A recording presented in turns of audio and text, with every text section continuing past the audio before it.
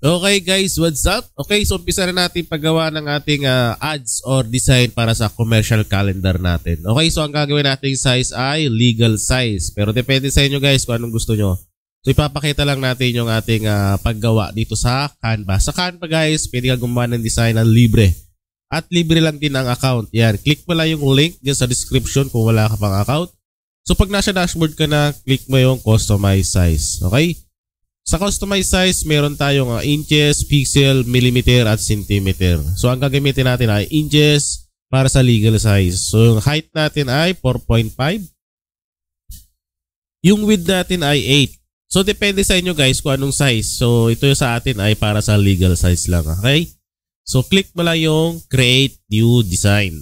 Okay, so pag na-click mo yung click new design, so ito lalabas dyan. Pwede mo lagyan ng title para di ka malito. Okay, so legal size. Legal size 4.5 by 8. So inches yan guys ha. So dito may blanco, gagawa tayo ng design from the scratch. Ayan. So click mo lang yung elements. Sa elements kasi marami ka dyan pwedeng gamitin. Tulad dito sa Canva, pwede kang gumamit ng mga naka-ready-made na icon. So, click lang natin, printer, kasi related naman sa design natin yan. Harap tayo ng printer, logo. Okay? So, dito, click lang natin yung graphics, kasi mas maganda yung graphics kaysa sa photo. Pag ganitong design. So, dito, pipili lang kayo ng design. Marami yan guys, meron free, meron ding pro. Ibig sabihin ng pro, may bayad yan. Ayan. So, pwede naman may mga free account. Ayan, marami ka pwede pagpilian. So, click na lang tayo ng isa dyan para mabilis. So, ito napili ko dahil mas maganda siya para sa akin. So, gagawin natin siyang logo or design ngayon. So, lalakihan mo lang siya. Okay? Ayan. Tapos, maglalagay tayo ng text.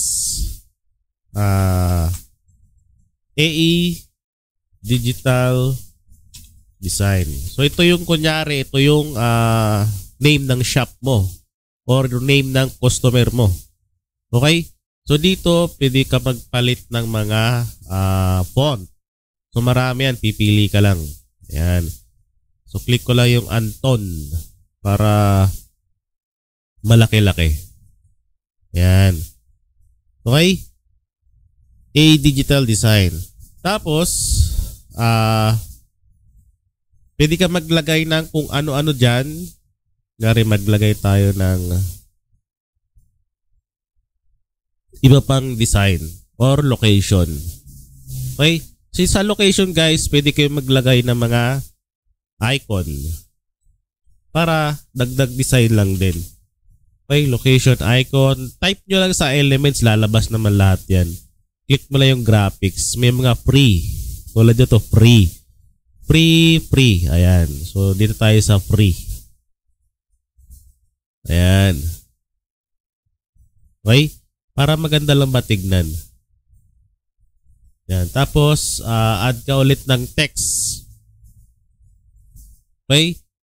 I-click mo lang yan. Lagay natin dyan. Cagayan. So, nasa Cagayan Valley kasi ako eh. Cagayan Valley. So, address yan ng business mo or business ng client mo. Okay? Para di kayo malito, para may idea kayo kung paano gumawa. Ayan. So, dito, pwede mong palitan to. I-highlight mo lang yan. Click mo lang yung icon na yun na A. Kasi may mga kulay yan eh. Red. Di ba? Ito, pwede mong palitan to. Para maganda lang yung design. Ipapattern mo doon sa design na ginawa mong logo. Nipili natin na logo. Okay? Ayan no. Palitan natin yan para may design lag. Yun, di ba? So dito, address. Tapos naman, pwede ka maglagay ng phone icon para naman sa number. Yan. So marami dito guys sa Canva, hindi ka na mahirapan pa. Marami libre. Pipili ka lang. Yan. Okay? So lilitan mo lang yan. Yan. Basta pag pre-account ka, ang piliin mo lang din yung pre na elements. Ito mga to, elements tawag dyan guys. Okay? Para pag dinownload mo, walang watermark. Yan, palitan natin ng red. Red ba yun? Okay. So, depende kayo sa monitor. Nagkakaiba yung kulay pag monitor mo, iba din. Yan. So, copy-paste mo lang yan para isang font na lang. 09, 1, 2, 3, 4, 5, 6, 7, 8, 9. Yan. So, may number ka na. Okay? Yan. So, pwede ka maglagay kung ano pa dyan. Kung ano yung ilalagay mo pa. Kasi ads yan para sa calendar, di ba? Yan. So, maglagay pa tayo muna ng ibang details pa. Ayan. Xerox. Tapos, scan. Ano pa ba? Docs. Print. Photo. Print. Ayan. So, bahala na kayo kung ano idadagdag nyo para maganda-ganda naman yung design natin. O yung design na gagawin nyo. Lagay nyo lang dyan. Ayan. Tapos, pwede mo rin palitan ng kulay yan. Kung anong gusto mong kulay. Para bumagay lang. Okay? So, parang ganyan lang siya guys. Ganun lang siya kadali. Ayan o. Diba? So, center mo na lang. Tapos, yung design natin. Ayan. So, ganun lang siya kadali guys. Ayan. Tapos, ida-download na natin siya. Okay? So, pagkatapos yan, click mo lang yung share. Share oh. Share, tapos click mo lang yung download. Dapat naka-PNG at or JPEG yan. Pwede din naman PDF para sa best for printing. So, depende sa inyo yan. So, sa akin, PNG na lang muna. So, set ko siya ng transparent. Kasi naka-pro account yung account ko naman. Pero kung hindi ka naman naka-pro account, hindi mo nasiset ng transparent yan, guys. Okay? So, click mo lang, download. Ayan. So, na-download na natin at ilalagay na natin siya dun sa calendar natin na 12 pages. Okay? Nga pala guys, kung kaumpisa mo pa lang sa printing business or meron ka ng printing business, meron akong starter business package. Okay?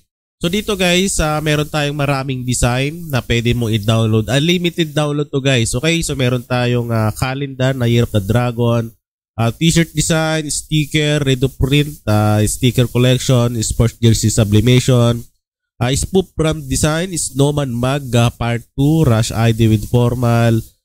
So meron tayong pop art t-shirt design, pack anime t-shirt design, One Piece, mug collections. Dito guys sa mug collection, andito lahat ng mga 3D design, Bible verse, 3D Christmas, 3D Halloween, 3D Santa Claus. So andyan lahat yan.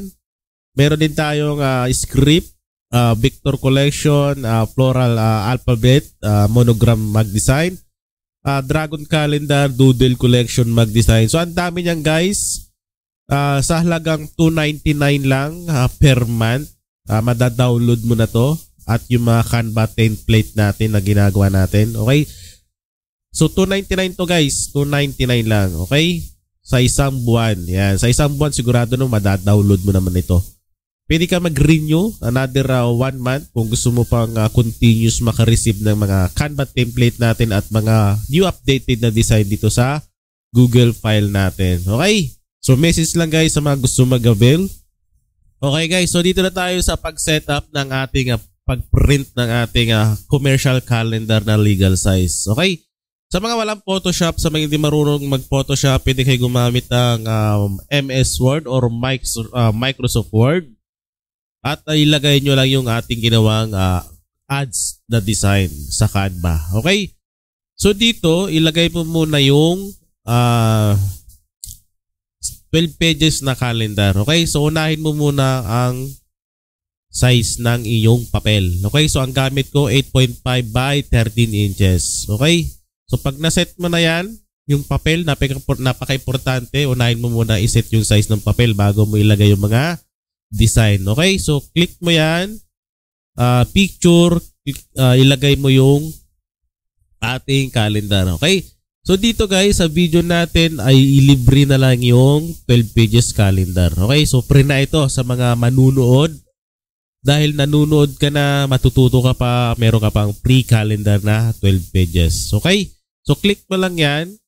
Click mo lang yung ating JPEG na ating commercial calendar na 12 pages. Okay? So pag na-click mo yan, click mo yung position para mag-center lang. Okay? So lakihan mo lang siya. Estimate mo lang itong guys sa papel. Okay? So assume mo yan yung papel na ipiprint mo. Dapat naka-center yan. Okay? So ibaba mo kaunti para tansyado mo. Matatansya mo naman yan eh. Yan. So ganyan na yung ating commercial calendar na 12 pages. So ito yung blanco na white. Diyan natin ilalagay yung ginawa natin na ads kanina. Okay, so click mo lang ulit yung picture. Tapos pumunta ka doon sa download. Okay, so click mo yung dinownload natin na design sa Canva. So pagkalabas niyan, click mo lang yung position, lagay mo sa taas. Yan, so zoom mo konti para makita natin. Yan, so pag sobra, bahala na kayo. Ako, babawasan ko lang siya konti para maipit ko siya ng maayos. Okay? Yan. So paano ko ginawa yun? Kinili ko yung picture, tapos pumunta ako sa format, kinili ko yung crop. So binawasan ko lang siyang konti. So dito, i-resize mo lang naman yan. Yan. Okay? Diba? So meron na tayong design. I-resize mo lang siya para sakto-sakto dun sa pinaka-white na portion niya. Okay? So dito, may allowance talaga yan. Pero bahala lang kayo mag-estimate kung gaano kalapad yung allowance dyan. Allowance. Okay? So dyan kasi ilalagay yung clipping metal. Ayan. Kung ano may nilalagay nyo dyan sa commercial calendar mo. Okay? So sasaktuin nyo lang. Ang gagawin nyo dyan, set ka muna ng isa na January. Tapos mag-reprint ka, mag-test print ka para makita mo yung allowance dito sa taas. Pag masyado malaki, itaas mo yung calendar mo. Okay? So ganun lang yan guys. Ayan. Okay? Yun. So meron na tayong isang nagawang design para sa commercial calendar natin. So ganoon lang siya kadali guys. Gumawa dito sa Canva ng design at i-attach mo na lang doon sa calendar mo or sa commercial calendar mo. Okay? Dito sa Canva guys, pwede ka rin mag-create o gumawa ng mock-up para sa calendar mo. Okay? So gagawin natin, gagawa tayo ng mock-up para sa ginawa nating design or calendar. So click mo lang yung apps pag nasa dashboard ka na ng Canva. Click mo yung mock-ups. At i-click mo yung print. Okay? Print guys, print. Tapos hanapin mo yung poster. Okay?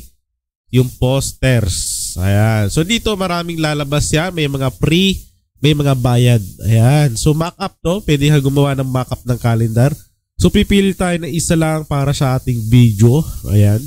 May mga libre, may mga bayad. So siyempre, pag free account ka lang, doon ka sa free lang na mock-up. Okay, so dito, pili tayo ng isa. Pipiliin ko itong isa dahil naka-pro account naman ako at maganda itong napili natin.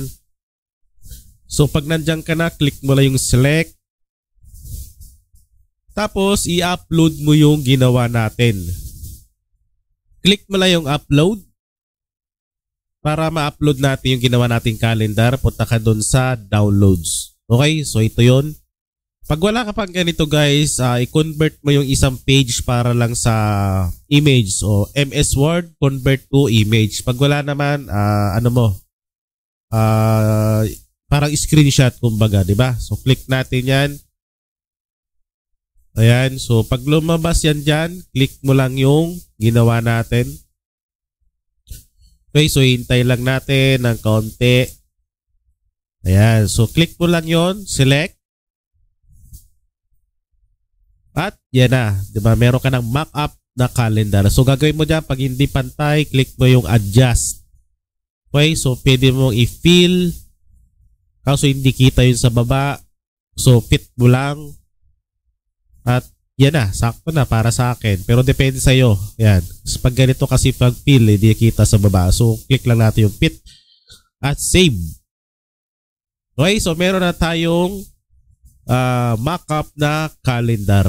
Ayan. So, pwede mo itong gawing mock-up kung ayaw mo i-print para ipakita dun sa mga customer mo or pwede mo i-post sa social media mo. Okay, so click mo lang yung download. So, gano'n lang guys, gumawa ng ating design dito sa Canva.